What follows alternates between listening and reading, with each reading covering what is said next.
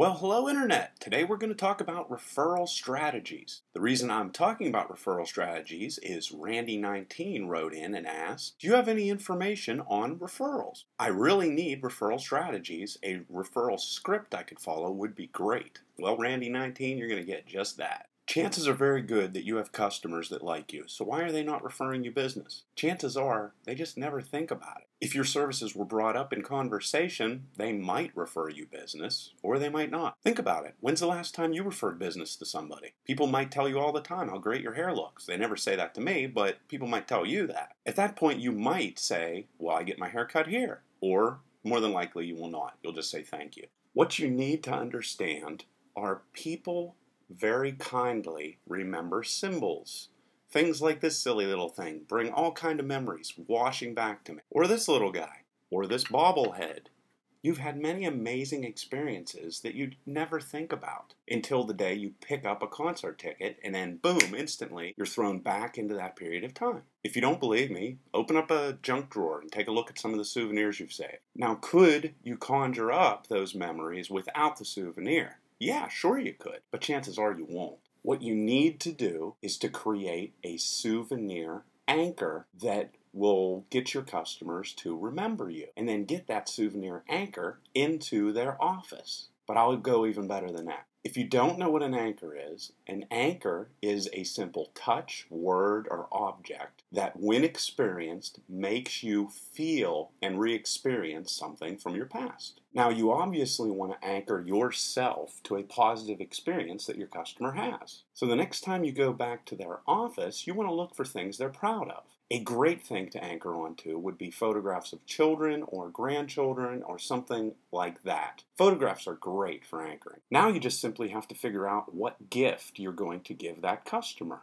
It shouldn't be expensive. It should be unique. It most definitely should represent whatever event you're trying to anchor to. It should be personalized in some way, and it definitely should be given unexpectedly. This is the sort of gift I'm referring to.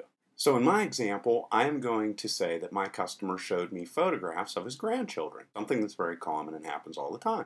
Then you simply want to follow this script. You would say, Paul, I've been thinking about it. We've been working together for the past 8 years.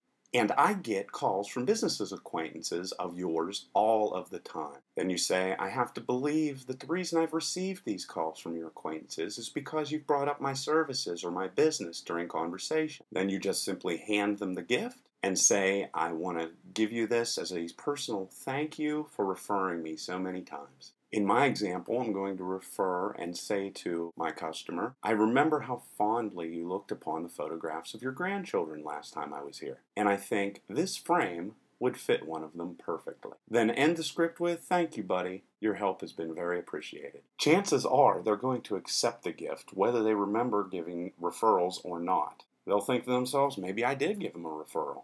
Or at the very least, they're just not going to want to bring it up and spoil the moment. I'd like to talk a second about reciprocation. Human beings follow certain rules in life. One of them is reciprocating. By reciprocating, I mean that if someone does a favor for you, you are expected to do a favor of equal value for them. This rule is responsible for the whole creation of societies across the entire world. In fact, if people never shared, cities and towns would not even exist nowadays. A long time ago, we started sharing food for pottery and so forth and so on. And that's where reciprocation comes from. In fact, this rule is so powerful that anyone who doesn't return a favor for a favor is looked upon very distastefully. So what's going to happen now every single time your customer looks at the picture frame? He's going to remember how much he loves his grandchildren. He's going to remember you gave him the picture frame. He's then going to remember that you gave him the picture frame because you thought that he was referring you business. He's going to remember you're a swell guy. And then to reciprocate this nice gift that you gave them, he is going to want to reach out and find you business and refer you. Now, you might be asking yourself, isn't this kind of manipulative? Absolutely. What you have to understand is it's impossible to not communicate on one level or another. What I'm simply doing is showing you a positive way to communicate and anchor good feelings. Let's say instead of doing what I just told you to do, you go to Paul's office, and that day Paul got a brand new coffee machine. This is the first time Paul's going to use his coffee machine, and he's going to share a cup with you. Whenever you drink from the coffee cup, You respond like this. You make a nasty face, like you don't like the coffee. What is Paul going to think of from that day forward whenever he goes to get himself a cup of coffee? The face you made. So you just passed on and anchored a negative response that he is going to relate directly to you. Things like this cost you business. As a final tip, Joe Girard, who is considered to be the greatest salesman in the world by the Guinness Book of World Records, he sold 6 to 7 cars a day, received most of his sales because of referrals. What did he do? Every single month, he sent a card to every single person who had ever purchased a car from him. And it simply said inside of it,